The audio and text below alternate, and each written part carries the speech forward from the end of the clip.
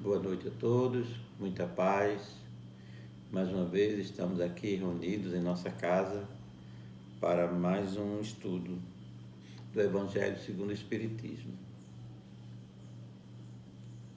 E nós queremos até comunicar que na próxima semana nós já faremos as gravações da nossa nova casa, da nova sede, né? E que teremos tanto o estudo do Evangelho nas segundas-feiras, como também a palestra pública do sábado, às 16 horas, sendo gravada lá no momento que está ocorrendo. E teremos a presença do nosso irmão Jânio, que é do Centro Espírita Novo Horizonte, de Serra Talhada, que será o palestrante da próxima semana. Então vamos elevar o nosso pensamento ao nosso Pai Celestial, rogando todo auxílio e todo amparo que necessitamos para esses estudos nesse momento. Pai de infinita bondade, amado Mestre Jesus, amigos da espiritualidade, nesse instante, Pai amado, te rogamos o teu amparo, o teu auxílio, a tua orientação. Envolve a todos nós em teus fluidos de paz, de harmonia, de equilíbrio, serenando nossas mentes e acalmando nossos espíritos e também nos dando a intuição, a orientação e a inspiração necessária para que esse estudo da noite de hoje seja bastante proveitoso e compreensivo, pois o tema requer realmente uma compreensão muito maior para que nós possamos aprender sobre ele. E dentro dessa paz, dessa luz, dessa harmonia, é que damos por iniciado o estudo desta noite. Ainda dentro desse capítulo 5º, que é um capítulo bastante longo, né? Bem-aventurados aflitos, nosso tema de hoje é a verdadeira desgraça, que é uma comunicação do espírito Delphine Girardi, em Paris, em 1861. Então ele começa: todos falam da desgraça, todos a experimentam e julgam conhecer o seu caráter múltiplo. Venho dizer-vos, porém, que quase todos se enganam, pois a verdadeira desgraça não é, de maneira alguma, aquilo que os homens, ou seja, os desgraçados, supõem. Eles a veem na miséria, na lareira sem fogo, no credor impaciente, o berço vazio do anjo que antes sorria, nas lágrimas, no féretro, que se acompanham de cabeça descoberta e coração partido da angústia, da traição, na privação do orgulhoso que desejava vestir-se de púrpura e esconder sua nudez nos farrapos da vaidade. Tudo isso e muitas outras coisas ainda chama-se desgraça na linguagem humana. Sim, realmente são a desgraça para aqueles que nada veem além do presente. Mas a verdadeira desgraça está mais nas consequências de uma coisa do que na própria coisa. Vamos analisar esse primeiro parágrafo, né?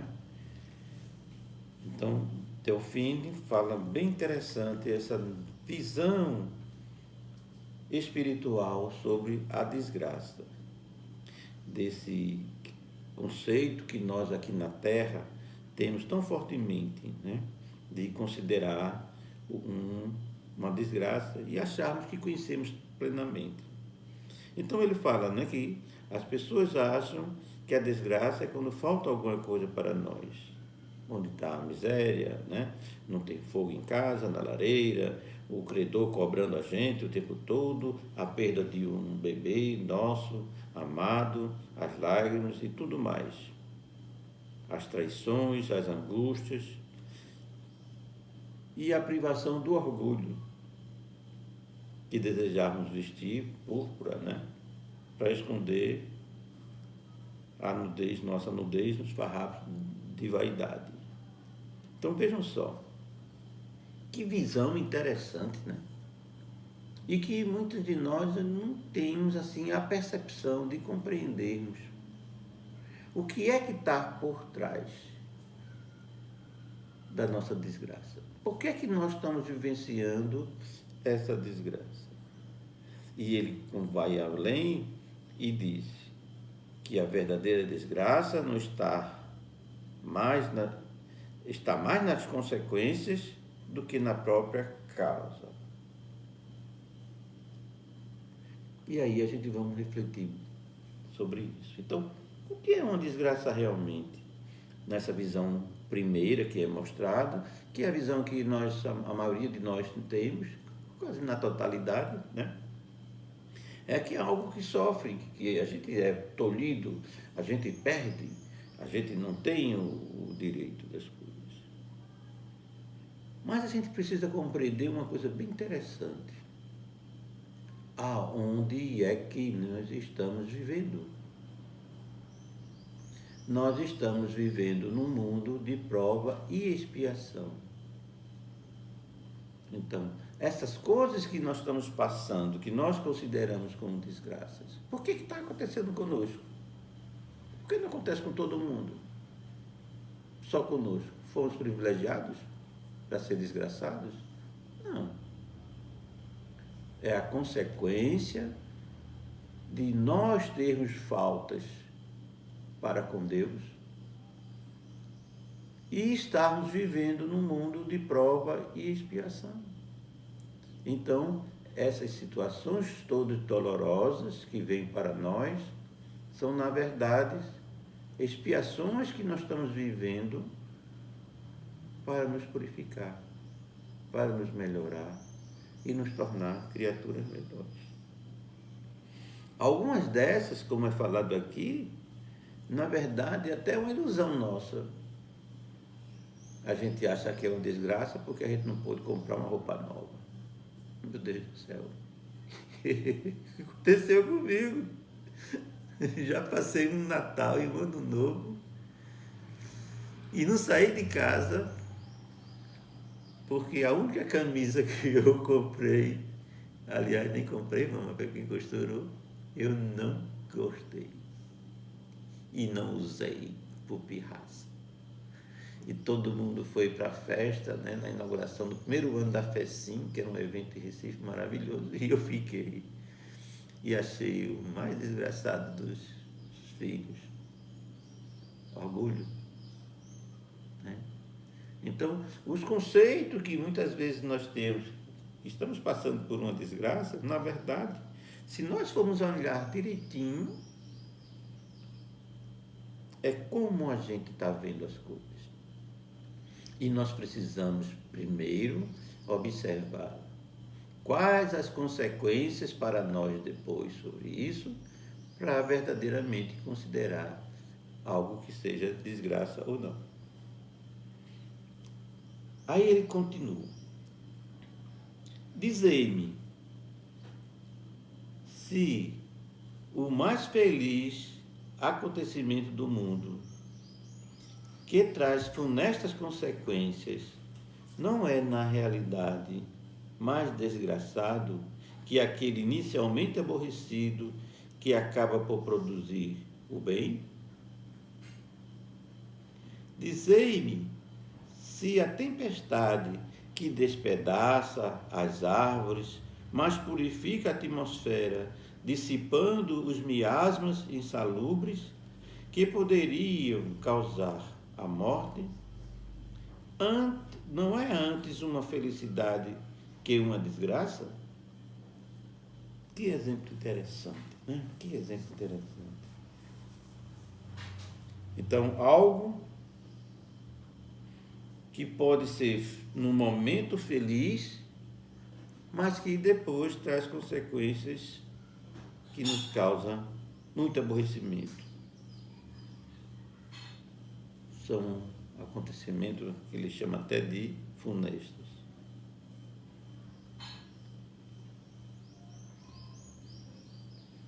Não é pior do que aquilo que foi ruim, desgraçado no começo, mas que tem como resultado produzir um grande bem para a gente. E aí nós temos alguns exemplos disso nas nossas vidas, né? E a gente percebe, quando a gente não vê a consequência do ato.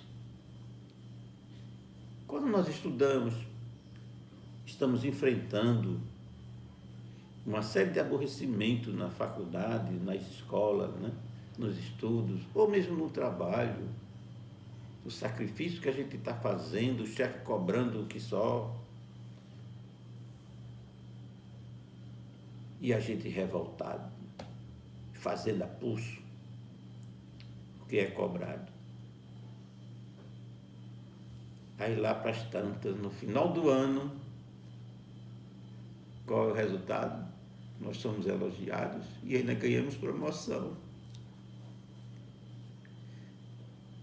Então, nós que sofremos a dificuldade, a pressão, enquanto outros colegas do trabalho não estavam nem aí, não estavam sendo cobrado por nenhuma tarefa,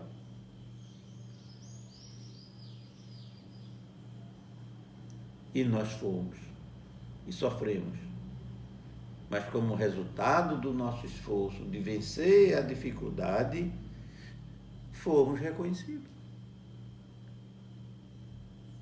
Não é melhor do que aquele que ficou no prazerzinho, tudo tranquilo, sem nenhuma pressão, sem nenhum esforço, sem nenhum sacrifício, mas não teve nenhum merecimento, também não teve nenhuma benesse, nenhum reconhecimento, nenhuma promoção.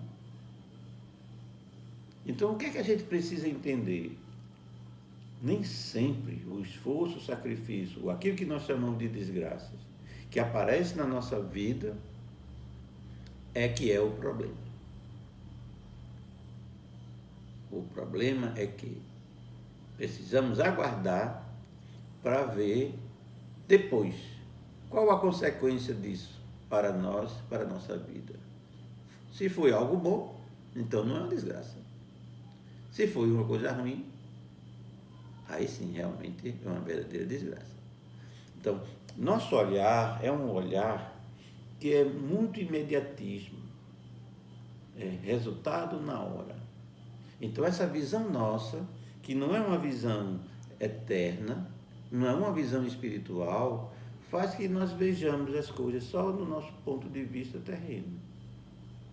Só que nós precisamos compreender que estamos aqui num plano temporário de prova e expiação.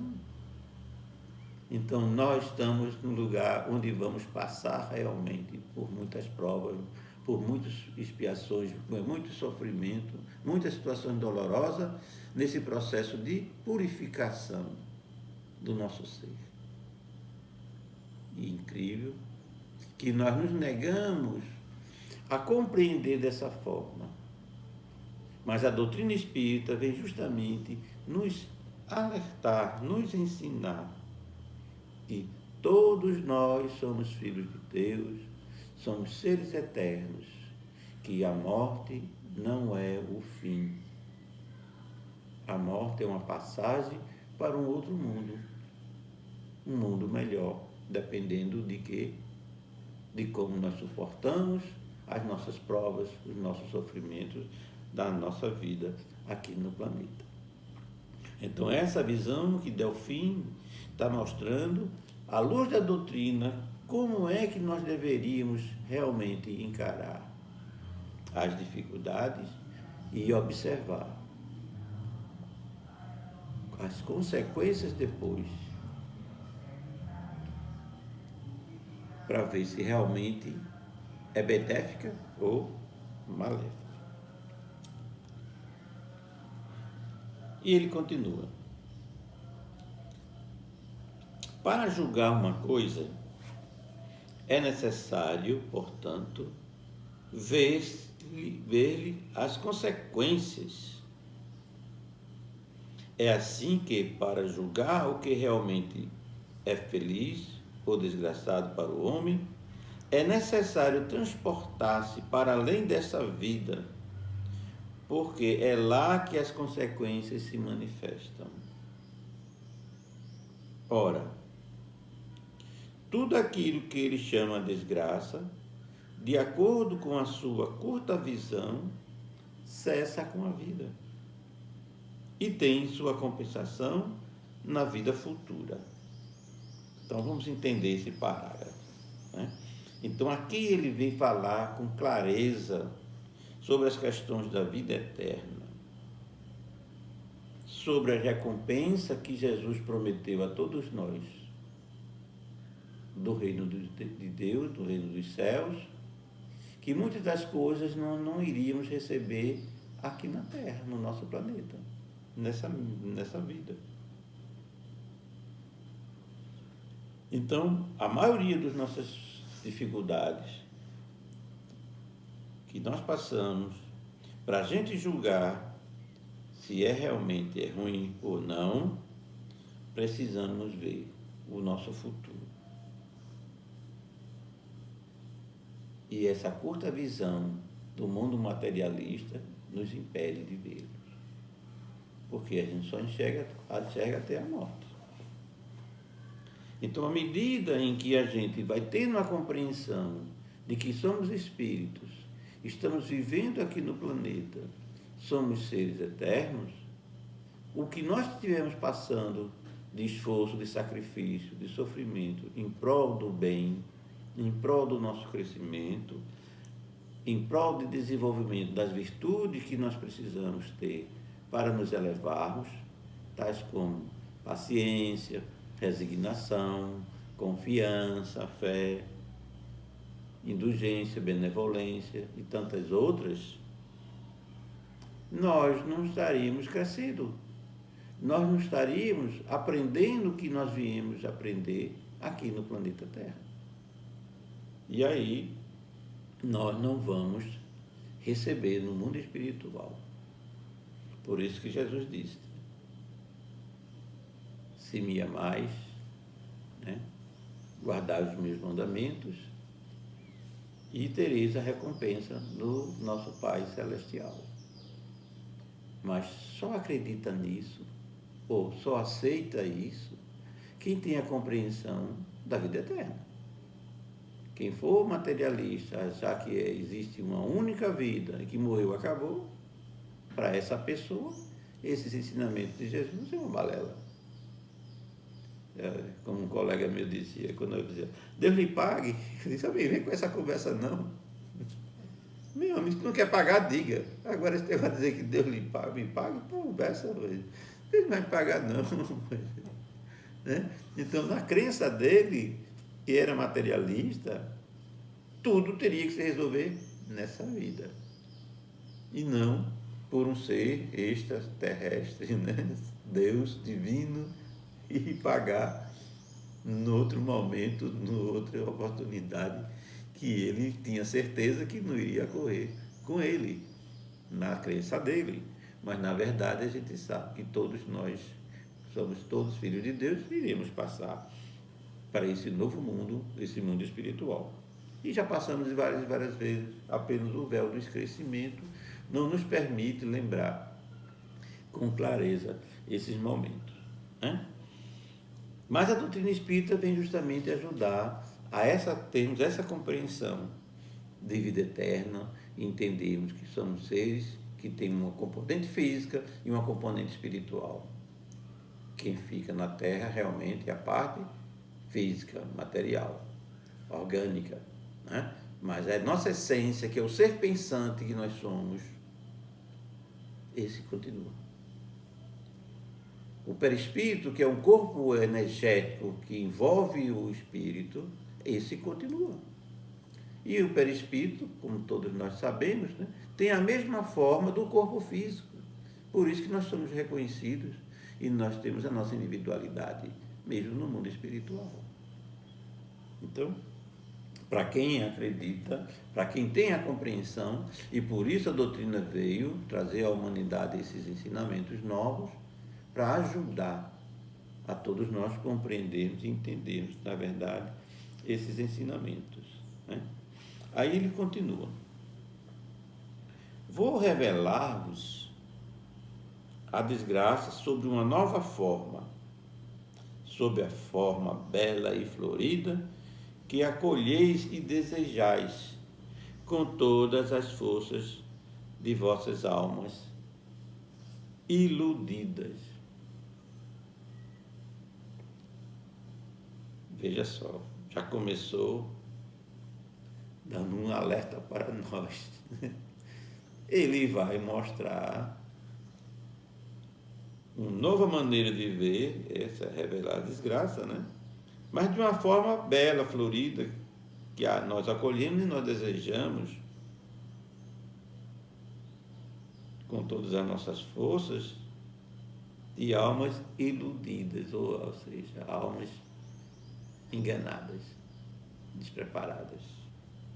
Aí ele diz: a desgraça é a alegria, o prazer, a fama, a fútil inquietação, a louca satisfação da vaidade,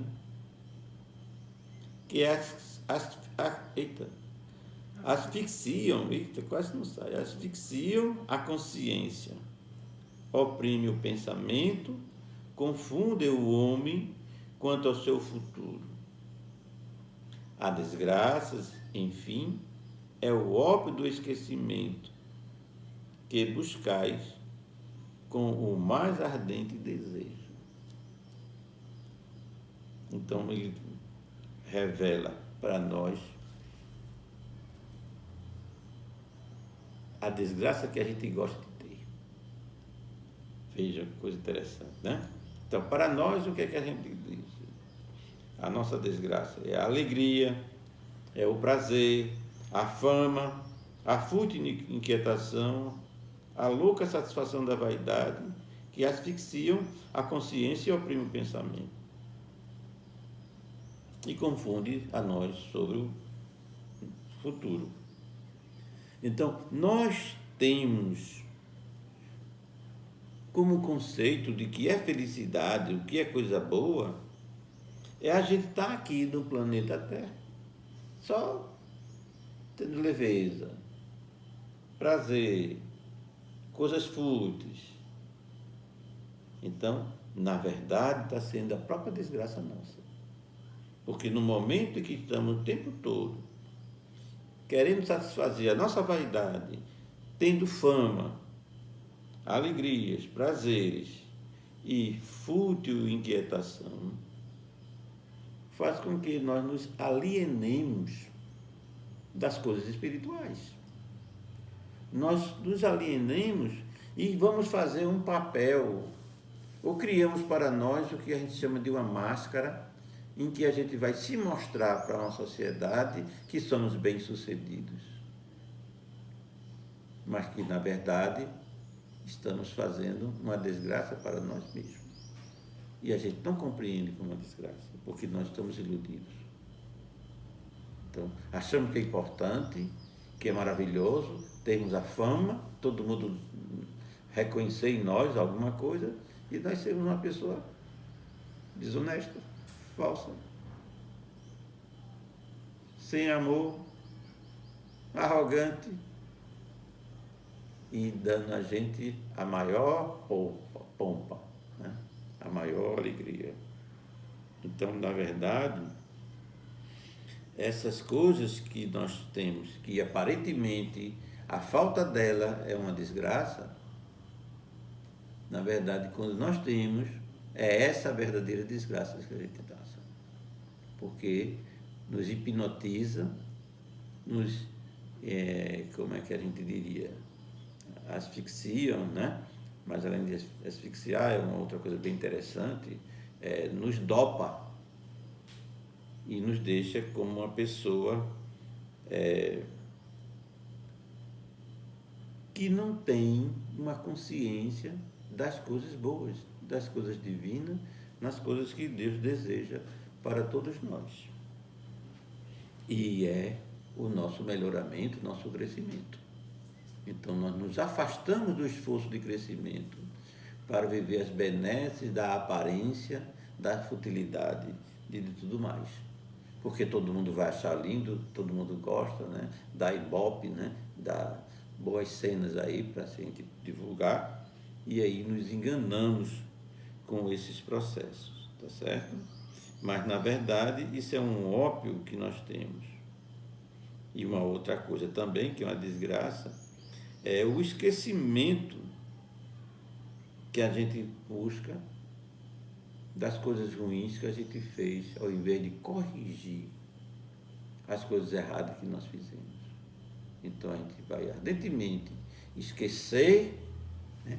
É como um colega dizia, se eu fui pobre não me lembro,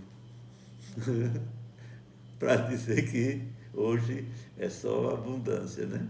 Então, muitas vezes, se eu fui desonesto, não me lembro, se eu fui terrorista, não me lembro, se eu fui uma pessoa perversa, não me lembro, e ao invés de eu buscar, o que é que eu faço para reparar o mal que eu fiz a essas pessoas, a essa sociedade? E aí eu poder fazer a reparação e me tornar uma pessoa melhor perante Deus. E aí sim, no mundo espiritual, eu vou ter a recompensa, que é a verdadeira recompensa para todos nós. Aí ele continua. Tende esperanças, vós que chorais, tremei, vós que rides, porque tendes o corpo satisfeito. Não se pode enganar a Deus. Ninguém escapa ao destino. As provas, credoras, mais impiedosas que a malta que vos acosa na miséria, espreitam vosso repouso ilusório, para vós mergulhar de súbito na agonia da verdadeira desesperança, daquela que surpreende a alma enlanguecida pela indiferença e o egoísmo. Então aqui tem um ensinamento bem interessante que Delfim, esse espírito, veio trazer para esclarecimento da gente. Né? Tende esperanças vós que chorais. E Jesus também dizia isso, né? Nas bem-aventuranças. Bem-aventurados que choras, porque serão consolados. E tremei os que rides, porque tendes o corpo a satisfação. Então, aquele que está no sentido aqui, de pleno, satisfeito, e deixando de fazer o bem, porque não tem tempo para pensar nessas coisas, é isso que precisa temer. Não é?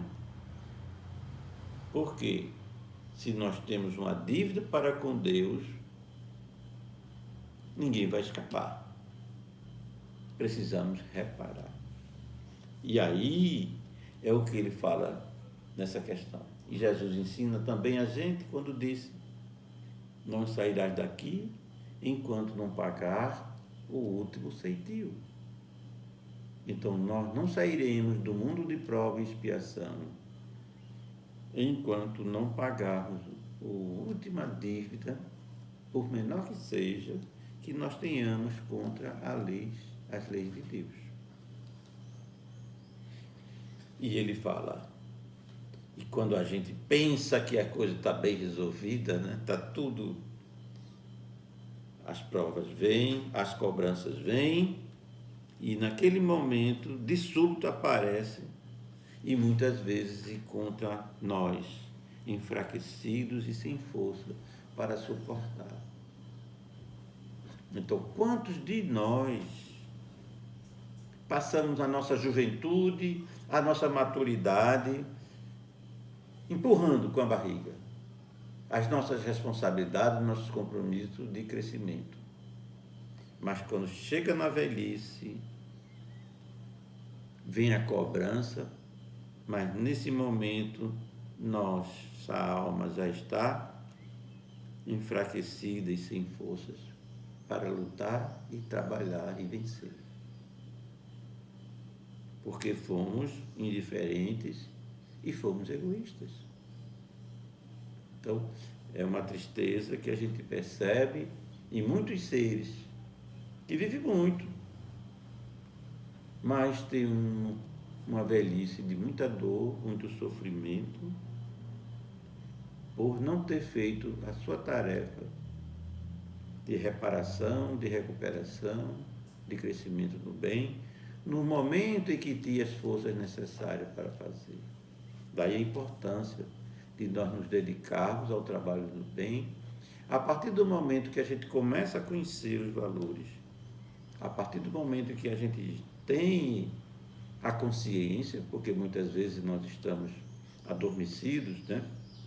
Ou mesmo hipnotizados, e nós não temos a consciência do nosso dever cristão.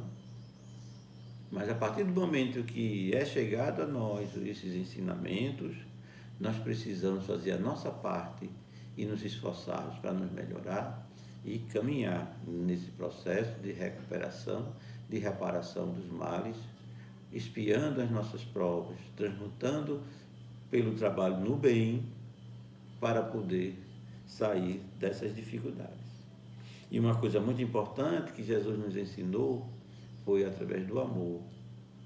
Então, muitas pessoas pediram até para fazer a reparação pelos mesmos sofrimentos que prometeram os outros. Mas Jesus veio ensinar que através do amor que nós dedicarmos em ajudar o próximo, nós estaremos reparando os males que nós fizemos. E aí nós estaremos transmutando as nossas provas e fazendo o mesmo efeito de bem às criaturas, e não precisamos que pessoas daqui da terra façam mal a gente para poder a gente reparar. E assim eles se tornam também devedores para que nós tenhamos o prazer de ser felizes. Então é muito mais simples, mais fácil seguir o ensinamento de Jesus, onde a gente faz o bem sem olhar a quem, ajudando a todos, transmutando os males que nós fizemos na prática do amor, na prática do bem. E aí vem mais. Ele fala: que o Espiritismo vos esclareça, portanto, e restabeleça sobre a verdadeira luz da verdade e o erro, tão estranhamente desfigurados pela vossa cegueira. Então agireis como bravos soldados que, longe de fugir do perigo, preferem a luta nos combates arriscados, a paz que não oferece nem glória nem progresso. Que importa ao soldado perder as armas, o equipamento e a farda na refrega, contanto que saia vitorioso e coberto de glória? Que importa aquele que tem fé no porvir, deixar a vida no campo de batalha, sua fortuna, sua veste carnal, contanto que sua alma possa entrar radiosa no reino celeste? Muito interessante, né? Essa finalização do nosso irmão, o Espírito Delfini, onde ele diz